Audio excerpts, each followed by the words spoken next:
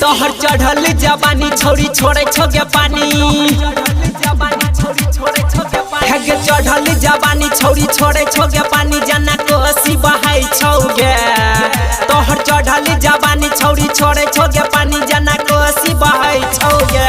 आगा से गंगा नहे बौगे पीछा से जमुना नहे बौगे आगा से गंगा नहे बौगे पीछा से जमुना नहे बौगे आगा से पीछा से आगा से गंगा नहे बौगे जी अरे चाचा पीछा से जमुना नहे बौगे राजा रानी म्यूजिक की शानदार प्रस्तुति। हमू छी कुमार छोरी तो छी जवान गे कहले ना गोरा की तू हमारा सब प्यार गे गे हमू छी कुमार छोरी तो छी जवान गे कहले ना गोरा की तू हमारा सब प्यार गे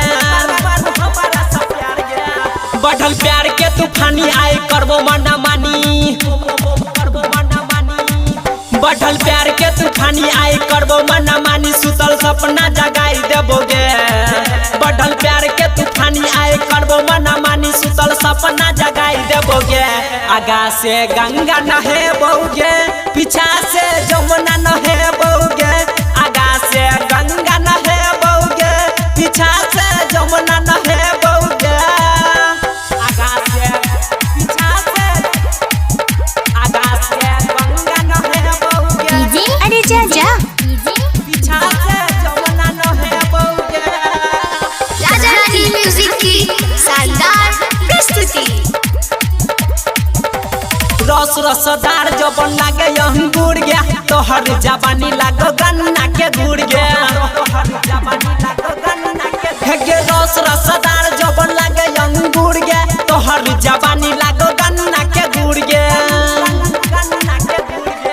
करबो चीनी से के मीठ लागे कतबो के तीर करबो चीनी से के मीठ लागे कतबो के तीत अभिमन्यु के खियाई बौगे करबो चीनी से के मीठ लागे कतबो के तीत चंदन रंजन के खियाई बौगे